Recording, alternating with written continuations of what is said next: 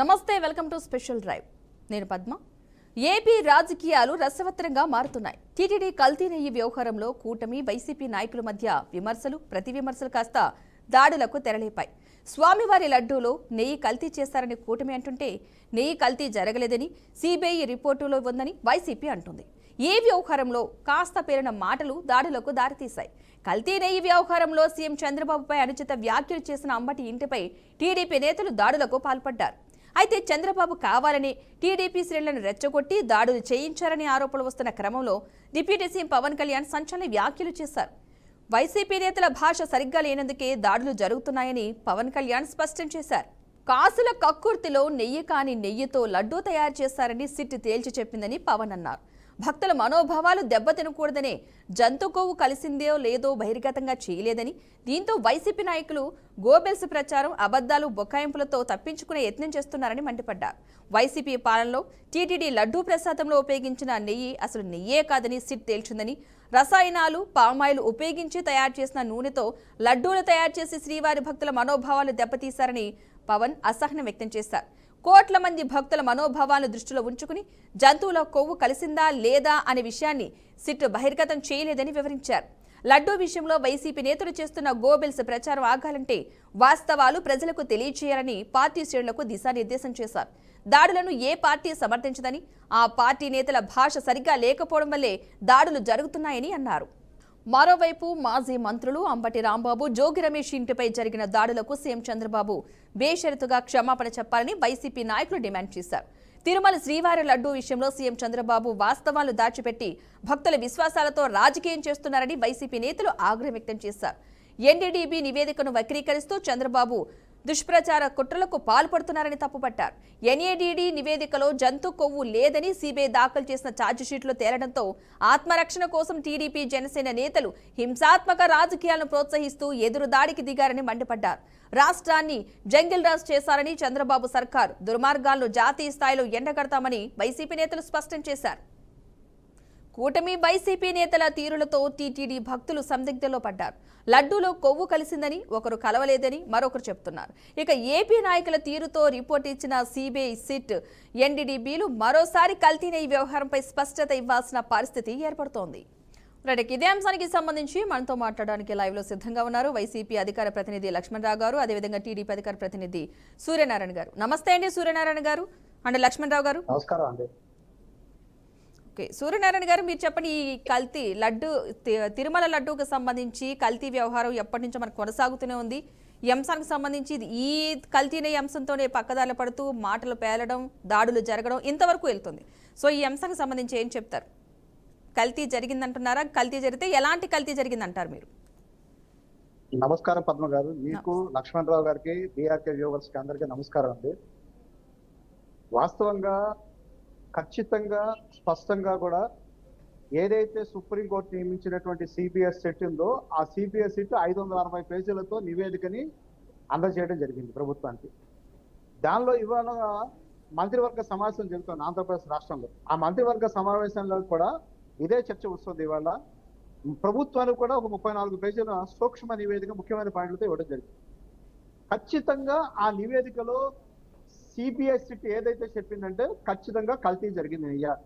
ఇంకా ఒక మాటలో స్పష్టంగా చెప్పాలంటే అసలు అది నెయ్యే కాదు, కెమికలైజ్డ్ అంశాలతో కూడినటువంటి ఒక ఆయిల్, పామ్ ఆయిల్, మిగిలిన కొన్ని కెమికల్స్ కలిపి తయారు చేసినటువంటి దానిలో ఒక సూక్ష్మంగా జంతు అవశేషాల, కొవ్వు అవశేషాలు కూడా ఉన్నాయనేటువంటిది సిటీ యొక్క అభిప్రాయం. ఆ విధమైనటువంటి స్పష్టమైన నివేదిక బహిర్గతం అయ్యి వాళ్ళు చేసినటువంటి తప్పు వాళ్ళ కళ్ళ ముందు సమాజంలో కనపడేటప్పటికీ ఏం చేయాలో అర్థం కాని అసందిగ్ధ పరిస్థితుల్లో వైసీపీ ఎదురుదాడులకు ప్రారంభం చేసింది, శ్రీకారం చుట్టింది. ఇక్కడ ఒక చిన్న విషయం గమనించాలండి. జగన్మోహన్ రెడ్డి గారు తిరుమల వెళ్ళినప్పుడు ఆయన నేను క్రైస్తవాన్ని విశ్వసిస్తానని చెప్పిన ధర్మిల డిక్లరేషన్ మీద సంతకం పెట్టమంటే ముఖ్యమంత్రిని నన్నే సంతకం పెట్టమంటారని ఏనాడు కూడా ధర్మాన్ని, విధి విధానాల్ని, ప్రభుత్వ విధానాల్ని పాటించకుండా వెళ్ళినటువంటి వ్యక్తి ఆయన. అదే విధంగా కరుణాకర్ రెడ్డి గారు కావచ్చు, సుబ్బారెడ్డి గారు కావచ్చు, వాళ్ళు కూడా క్రైస్తవ మతాన్ని విశ్వసిస్తారు. వాళ్ళల్లో శుభ కార్యక్రమాలు కూడా ఆ మతాచార్యులు చెప్తారు. అటువంటి వ్యక్తుల్ని తిరుమల తిరుపతి దేవస్థానం చైర్మన్ గా నియమించడం దగ్గర నుంచే ఒక అపచారానికి ఏదైతే ప్రపంచవ్యాప్తంగా కొండ మీద వెంకటేశ్వర స్వామి సాక్షాత్ ఆయన అక్కడికి వచ్చి వెలిశాడని అంటారు. ఈ రోజుకి వెంకటేశ్వర స్వామి అక్కడ ఉన్నాడనేది ప్రపంచవ్యాప్తంగా హిందువులందరి మనోభావం. సాక్షాత్ వెంకటేశ్వర స్వామి అక్కడ ఉంటాడు కనుకనే కలో వెంకట నాయక అంటారు. ఎందుకంటే కలియుగంలో వెంకటేశ్వర స్వామి వారి పాదాలను ఆశ్రయించడం, చరణ జొచ్చడమే అందరికీ కూడా మంచిది, ముక్తికి మార్గం అని చెప్పేసి హిందువుల ప్రగాఢ విశ్వాసం. అటువంటి కలియుగ ప్రత్యక్ష దైవం వెంకటేశ్వర స్వామి కొలువు ఉన్న తిరుమలలో స్వామిని ప్రతిరూపంగా అందరూ ఇంటికి తెచ్చుకుని భావించి వాళ్ళు ప్రసాదాన్ని భక్తి శ్రద్ధలతో తిని 10 మందికి ఆ ప్రసాదాన్ని పంచడం ద్వారా పుణ్యం వస్తుందనేటువంటి భావించేటువంటిది అత్యంత ప్రియమైన ప్రసాదం లడ్డు. ఇంకా చెక్క చేస్తారు, అక్కడ కట్టి పొంగలి, దద్దోజనం, ఇవన్నీ పులిహోర ఎన్నో చేస్తుంటారు. అవన్నీ అక్కడ తాత్కాలికంగా పెడతారు. కానీ ప్రతి ఒక్కళ్ళు కూడా ప్రపంచవ్యాప్తంగా ఇంటికి తెచ్చుకుని విశ్వసనీయంగా స్వామిని చూసినట్టు స్వామికి ప్రతిరూపంగా భావించేది లడ్డు. అటువంటి లడ్డు 2019-24 మధ్య వైసీపీ ప్రభుత్వంలో పూర్తిగా కల్తీ జరిగింది. ఇక్కడ ఇంకొక విషయం మన సుబ్బారెడ్డి గారు చైర్మన్ గారే అన్నారు. ఏంటది? వాళ్ళు ఇచ్చినటువంటి బోలే బాబా డైరీలో ఆ డైరీకి కానీ వాటికి కానీ అసలు ఏదైతే ప్రామాణికాలు కావాలో, అంటే ఒక డైరీకి మనం ఏదైనా నెయ్యి సరఫరాకి ఇవ్వాలంటే కొన్ని ప్రామాణికాలు కావాలి.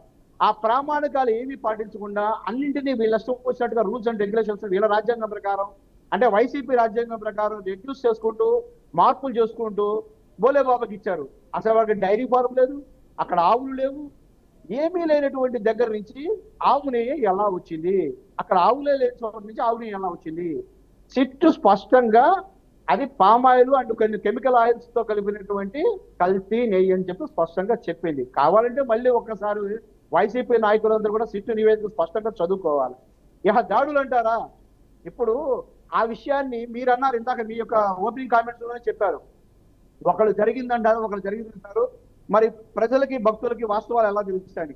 ప్రజలకి వాస్తవాలు తెలపాల్సిన బాధ్యత ప్రభుత్వం మీద ఉంటుంది. అందుకనే ప్రభుత్వం ఈ విధమైనటువంటి టెండర్లని రూల్స్ అండ్ రెగ్యులేషన్స్ పాటించకుండా వాళ్ళు ఇష్టం వచ్చినటువంటి డైరీ ఫామ్ ఇచ్చారు.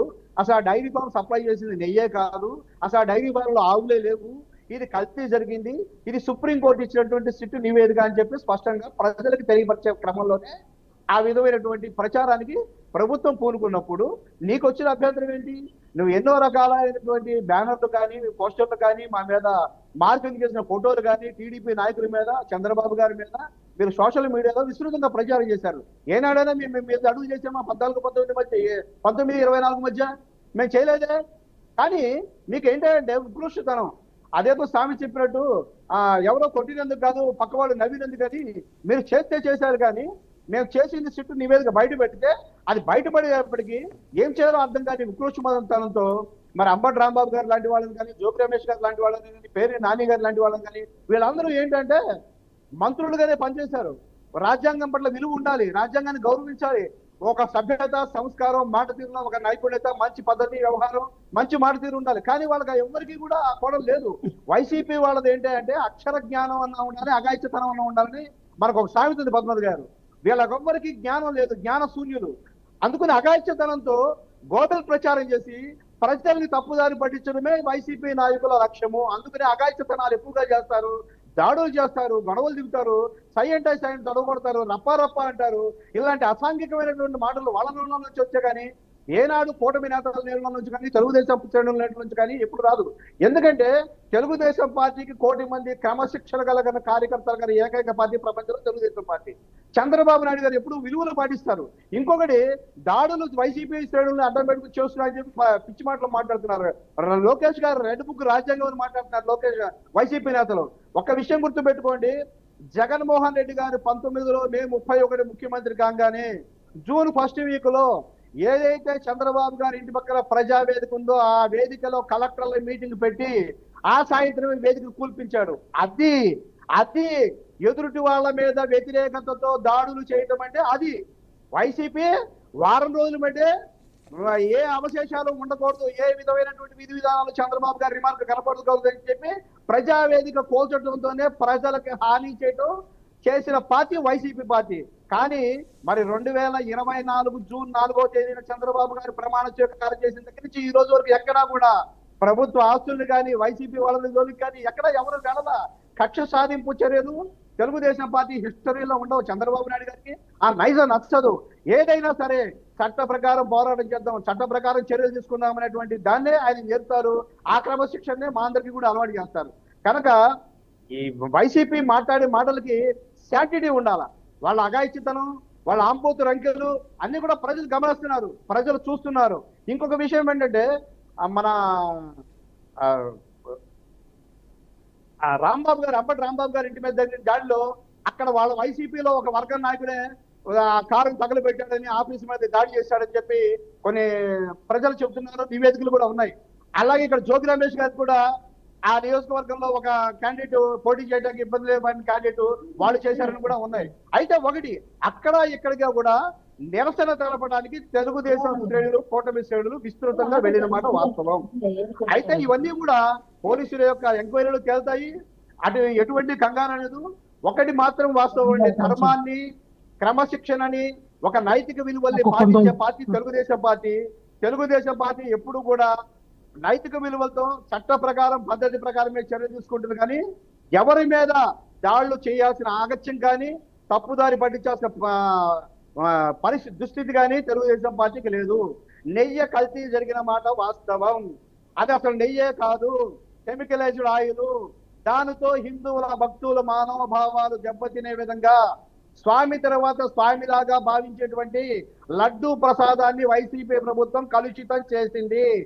ఆ నాయకులు జగన్మోహన్ రెడ్డి గారి దగ్గర నుంచి కార్యకర్త వరకు ఎవరు ఎంత కాదు అబద్ధమని మొత్తుకున్న ప్రజలందరికీ తెలుసు. కల్తీ జరిగిన మాట వాస్తవం. రంగు లడ్డు ఆ టైంలో 1924 మధ్య లడ్డు రంగు మారిన మాట వాస్తవం, రుచి మారిన మాట వాస్తవం. అది అక్షర సత్యం. పద్మ గారు. ఓకే ఓకే అండి. లక్ష్మణరావు గారు. మనందరికీ నమస్కారం అమ్మా. నమస్తే. అసలు ఈ బుద్ధ బాబా డైరీని తీసుకొచ్చింది టీడీపీ ప్రభుత్వం. 2018 ఏప్రిల్ 17 తారీఖున ఈఓ ఆదేశాల మేరకు, అలాగే 27 మే 2018 ఏదైతే హర్ష డైరీ ప్రస్తుతం బోలబాబాగా ఏదైతే పిలుస్తూ ఉన్నారో దానికి అన్ని రకాల టెక్నికల్ అనుమతులు ఇచ్చి టీటీడీకి తీసుకొచ్చి ఆయన హయాంలోనే ఫిబ్రవరి 2019 18 తారీఖున 94,000 కేజీల నెయ్యిని మరి సప్లై చేయడానికి అగ్రిమెంట్ చేసుకొని కేవలం 291 రూపాయలకే ఒప్పందం కుదుర్చుకున్నారు చంద్రబాబు నాయుడు. అది మేము అధికారంలోకి వచ్చిన తర్వాత ఏదైతే బోలేబాబా ఇచ్చినటువంటి నెయ్యిలో నాణ్యత లేదని చెప్పి 2022లో మేము బ్లాక్ లిస్ట్లో పెట్టాం. వాళ్ళకి మేము ఎటువంటి ఆర్డర్స్ మేము ఇవ్వాల బోలేబాబా డైరీకి. కానీ మళ్ళీ వీళ్ళు అధికారంలోకి వచ్చిన తర్వాత ఏం చేశారంటే 2024లో జూన్ 18 తారీఖున వీళ్ళు శాంపుల్ తీసుకొని జూలై నెలలో వీళ్ళు ఎన్డీడీపీకి పంపిస్తే దాంట్లో వాళ్ళు ఇచ్చినటువంటి ఎన్డీడీపీ రిపోర్ట్ ఏదైతే ఉందో వాళ్ళు క్రిస్టల్ క్లియర్గా చెప్పారు. నెయ్యి తేమ తగిలిలా, గాలి తగిలిలా, లేదా ఎటువంటి ఈ రకమైనటువంటి వాతావరణంలో ఈ యొక్క రిపోర్ట్లు మారితే మేము ఇచ్చిన రిపోర్టు శానిటీ ఉండకపోవచ్చు అని చెప్పినా సరే వీళ్ళు జంతువు కొవ్వు కలిసింది, ఆవు కొవ్వు కలిసింది, అలాగే దున్నపోతు కొవ్వు, పంది కొవ్వు, ఇటువంటి అన్ని రకాల కొవ్వులు కలిసాయని చెప్పి, చేప కొవ్వు కలిసిందని చెప్పి ప్రచారం చేశారు. ఒక సాక్షాత్ ఈ రాష్ట్ర సీఎం అయినటువంటి చంద్రబాబు నాయుడు, ఒక పక్కన పవన్ కళ్యాణ్, ఒక పక్కన నారా లోకేష్, వీళ్ళందరూ ఒక ఫేక్ ప్రచారం అనేది పబ్లిసిటీ చేశారు. తద్వారా ఏదైతే మళ్ళీ దీని మీద సుప్రీంకోర్టుకి వైవి సుబ్బారెడ్డి గారు వెళ్ళి ఇది నిజ నిర్ధారణ చేయండి అని చెప్పి వైవి సుబ్బారెడ్డి గారు, భూమన కరుణారెడ్డి గారు వెళ్తే దాని మీద సుప్రీంకోర్టు వారు మరి సిబిఐ ఎంక్వైరీ చేశారు. ఈ నిజాలు ఏంటని తెలియజేయండి. మరి సిబిఐ ఎంక్వైరీలో నిన్న ఏమని పెట్టారు సాక్షి షీట్లో? మరి ఆ రోజున ఎన్డీడీపీ ఇచ్చిన రిపోర్ట్లో జంతు కొవ్వు అవశేషాలు కలిసే అన్నప్పుడు ఈ రోజున ఎందుకు సాక్షి షీట్లో జంతు కొవ్వు అవశేషాలు ఉన్నాయి? పంది కొవ్వు, దున్నపోతు కొవ్వు, అలాగే చేప కొవ్వు కలిసిందని ఎందుకు సాక్షి షీట్లో చేర్చలేదు? అంటే ఆ రోజున మీకు అనుకూలమైనటువంటి ఏదైతే గుజరాత్లో మీరు టెస్ట్ చేసినటువంటి ఆ యొక్క ఎన్డీడీపీ టెస్ట్లో మీకు అనుకూలమైనటువంటి వ్యక్తి మీనాసన్ అనే వ్యక్తి ఉన్నాడు కాబట్టి ఆయనకు డబ్బులు ఇచ్చి మీరు మ్యానిపులేటరీ చేశారు కాబట్టి ఆ రిపోర్ట్ ఈ రోజున మీరు చేర్చలేకపోయారు. మళ్ళీ తీరా చూస్తే సిబిఐ ఇచ్చినటువంటి రిపోర్టు ఒకలా ఉంటే ఆంధ్రప్రదేశ్ రాష్ట్రం విధించినటువంటి సిట్టు ఒక రకమైనటువంటి నివేదిక తయారు చేసింది. అసలు అది నెయ్యే కాదు, అందులోనే నెయ్యి లేదు, పాలు లేవు, వెన్న లేదు, వీళ్ళు కెమికల్తో తయారు చేసినటువంటి నెయ్యి, ఇది సింథటిక్ నెయ్యి అని చెప్పి ప్రసారం చేయడం మొదలుపెట్టారు. ఇది అనేక రకాలమైనటువంటి మరి ఈస్టర్స్ కలిపారని, అందులో ఎసిడిటీ ఈస్టర్ కలిపారని, అలాగే బెటాక్రైన్ ఆయిల్ కలిపారని, పామ్ ఆయిల్తో తయారు చేశారని చెప్పి మళ్ళీ దుష్ప్రచారం చేసి ఎక్కడైతే ప్రజలు వీళ్ళు ఆ చీకోటితో ఉన్నారని, హిందూ భక్తులందరూ కూడా టీడీపీ ప్రభుత్వం మీద కోపంగా ఉన్నారని, వాళ్ళేమో ఆత్మ పరిశీలనలో ఆత్మరక్షణ కోసం మళ్ళీ వీళ్ళు డిఫెన్స్ చేయడానికి కొత్త తరహా నాటకం మొదలుపెట్టారు. ఎక్కడ పడితే అక్కడ మరి చట్ట వ్యతిరేక చర్యలకు పాల్పడి మరి ఫ్లెక్సీలు పెట్టడం జరిగింది. అసలు అటువంటి ప్రొవోకేటివ్ ఫ్లెక్సీలు ఎక్కడైనా పెట్టొచ్చా? ప్రజలకైనా భక్తులుగానే రెచ్చగొట్టే వాక్యాలు రాసినటువంటి ప్రొవోకేటింగ్ కలగా మరి అటువంటి ఫ్లెక్సీలు పెట్టి రెచ్చగొట్టడం ఇది చట్టరచ్చ నేరమే కదా. అటువంటి వ్యక్తుల్ని ముందు అరెస్ట్ చేయాలి. ఇది ప్రభుత్వం పిలుపునిచ్చిందా? ఇవ్వాల. కానీ మీరు కావాలని ఇంటెన్షనల్గా అంబటి రాంబాబు గారిని దెబ్బతీయాలని, అంబటి రాంబాబు గారి ఇంటి మీద దాడి చేయాలని, అక్కడ కేంద్ర మినిస్టర్గా ఉన్నటువంటి పెమ్మసాని చంద్రశేఖర్, గల్లా మాధవి, అలా భర్త అయినటువంటి ఆయన, వాళ్ళందరూ కూడా స్థానిక ఉన్నటువంటి ఎమ్మెల్యేలు అందరూ కూడా పగడబందుగా కావాలని రాడ్లు, స్టిక్కులు, అలాగే మారణాయుధాలతో రోడ్ల మీదకి వచ్చి ఏదైతే ఎన్టీఆర్ బొమ్మదారు పెట్టినటువంటి ఆ ఫ్లెక్సీని తీయండి, 24 గంటలు మీరు తీయకపోతే మేమే తీస్తామని మరి చెప్పినటువంటి అంబటి రాంబాబు గారి మీద అది ఆ రోజు ఆయన గుడికెళ్ళి వస్తుండగా దారికి అడ్డగాసి ప్రొవోకేటింగ్ చేసి తిట్టి, ఒక ఆవిడేమో గ్రంథాలయ శాఖ చైర్మన్ అట వందనాదేవి సోదరి, ఆవిడేమో లంజా కొడుకులారని తిడుతూ ఉంటుంది. లంజా కొడుకని తిట్టింది అంటే ఒక ఆడది, ఒక స్త్రీ ఏ రకమైనటువంటి భాష వినియోగించకూడదు అటువంటి భాష మాట్లాడింది. అక్కడ ఉన్నటువంటి టీడీపీ గోండాలను చూసి, టీడీపీ గోండాలు చేస్తున్నటువంటి దాడిని చూసి అక్కడ ఉన్నటువంటి అంబటి రాంబాబు గారు ఆ మాట అన్నారు. ఆ మాట అన్న తర్వాత ఏదైతే మాట అన్నారో, మీరు వస్తారా, చంద్రబాబు నాయుడు వస్తాడా, చంద్రబాబు నాయుడు వాళ్ళ అమ్మమ్మ కూడా వస్తాడా అన్న మాటకి ఏదో పెద్ద అన్నట్టుగా ఆయన చిత్రీకరించి ఆయన మీద దాడి చేస్తే ఆయన సారీ కూడా చెప్పారు అంబటి రాంబాబు గారు. నేను అటువంటి మాట అనకూడదు, నా వయసు రీత్యా అటువంటి మాట రాకూడదు, ఏదో ఆ కోపంలో ఆవేశంలో మాట అన్నాను, దానికి నేను ఆ మాట అనకూడదు అని క్షమాపణ చెప్పి, అయినా సరే మీరు ఇంటెన్షనల్గా ఆయన ఇంటికి వెళ్ళి ఆయన మీద దాడి చేసి పెట్రోల్ బాంబులు ఇసి ఇంట్లో ఆడవాళ్ళు ఉన్నారని కూడా చూడకుండా ఇంట్లో ఆడవాళ్ళ మీద దాడి చేయడం, ఫర్నిచర్ ధ్వంసం చేయడం, అలాగే జోగి రమేష్ గారి ఇంటి మీద పెట్రోల్ బాంబులు ఇస్తున్నాడు, ఆయన ఇంటి మీద ధ్వంసం చేయడం. అంటే ఏంటి ఇది? ప్రజాస్వామ్యం అనుకుంటున్నారా? జంగల్ రాజ్యం అనుకుంటూ ఉన్నారా? ఆటవిక పరిపాలన అనుకుంటూ ఉన్నారా? ప్రజాస్వామ్య దేశంలో ప్రజారంజకంగా జరిగినట్టు పరిపాలనలో ప్రజాస్వామ్యంగా ఈ రకమైనటువంటి ఈ రాష్ట్రంలో శాంతి భద్రతలు క్షీణించి మీ ఇష్టాల రాజ్యంగా రావణ కాష్టంగా మరి మారణోద్యమం జరుగుతుంటే రాష్ట్రంలో పోలీసు వ్యవస్థ దగ్గరుండి, ఎస్పీ, డిఎస్పీ, డిఐజీ, డీజీపీ అందరి దగ్గరుండి మీరు అన్ని కార్యక్రమాలు జరిపిస్తూ ఉంటారా? అంటే పోలీసు వ్యవస్థ టోటల్గా కూటమి ప్రభుత్వం తొత్తులుగా ఉండి ఈ వ్యవహారాలు కొనసాగించడం సంభవం కాదు. రాష్ట్రంలో ఇంతవరకు చంద్రబాబు నాయుడు స్పందించింది లేదు, ఇంతవరకు నారా లోకేష్ స్పందించింది లేదు, పవన్ కళ్యాణ్ స్పందించింది లేదు. ఇంకా పవన్ కళ్యాణ్ అంటూ ఉన్నాడు మీరు ఇంకా రెచ్చగొట్టండి, ఇంకా రెచ్చగొట్టండి అని స్టేట్మెంట్ ఇస్తూ ఉన్నాడు. నేను ఒక్కడినా మాట్లాడాలా, మీరు ఎవరో పట్టించుకోరా నా ఆవేదన అని చెప్పి నిన్ను అలిగిలిపోయాడంట. అలా బాబు ఆ రోజున చంద్రబాబు నాయుడు చెప్పినటువంటి మాటలు నమ్మి నువ్వు పైనుంచి కింద వరకు కనకదుర్గమ్మ గుడి మెట్లు కడిగేసావు, అదే నిజం కాదని తేలింది.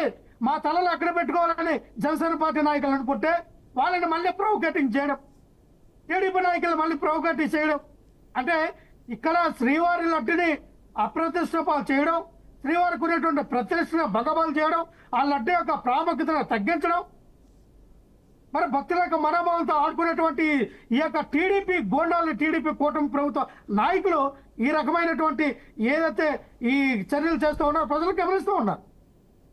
ఏదైతే ఇళ్ల మీదకి వెళ్ళి దాడి చేసే సంస్కృతి మంచిది కాదు. మనం చూసాం ఏ బీహార్లోనో ఏ నార్త్ ఇండియాలో జరుగుతాయి అటువంటి దాడుల సంస్కృతి మీరు ఇళ్ల మీదకి తీసుకొస్తారా?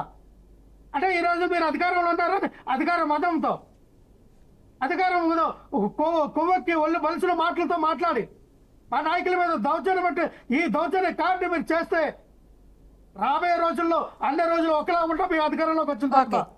దీనికి డబుల్ త్రిబుల్ 100 రెట్లు మీకు ఇస్తే ఈ రాష్ట్రంలో మీరు జీవించడానికి, ఈ రాష్ట్రంలో మీరు ఉండడానికి రేపొద్దున పర్మిషన్ తీసుకునే బాధ్యత మీకుంటే ఆ రోజున ఎంత బాధపడతారు. ఓకే, మీరు చేయలేక అంటే ఆ రోజున ఇదే మాట మరి సాక్షాత్ రాష్ట్ర సీఎం అయినటువంటి చంద్రబాబు నాయుడు నీ అమ్మ మొగడు చెప్పాడా, నీ తాత మొగడు చెప్పాడా, నీ జేజమ్మ మొగడు చెప్పాడా, నీ జేజు నాయనమ్మ చెప్పాడు అన్నప్పుడు మరి ఆ రోజున ఏమైనా కేసులు, మరి ఆ రోజున పట్టాభి భోషుడికని తిట్టించినప్పుడు ఏమైనా ఈ కేసులు, మరి ఆ రోజున ఎవరైతే ఈ పవన్ కళ్యాణ్ నాకు తిక్కరైతే ఆ ముఖ్యమంత్రి అమ్మ మొగడెవడ కూడా నాకు ఆ లెక్క ఉండదు అన్నవాడు. నీ స్థాయి ఎంత, నీ బతుకంతా మాట్లాడినప్పుడు ఏమైంది? వైఎస్ఆర్ పార్టీ ఎమ్మెల్యే నా కొడుకులారా అని తిట్టినప్పుడు ఏమైంది? ఇప్పుడు దగ్గరికి వెళ్ళేటప్పుడు ఒక కారు మీద ఒక రౌడీలాగా గోండాలాగా ఆ కారు ఎక్కి ఆ ప్రజల్ని ప్రొవోకేటింగ్ చేసినప్పుడు ఆ రోజు మేమేం చేయలేదన్నా.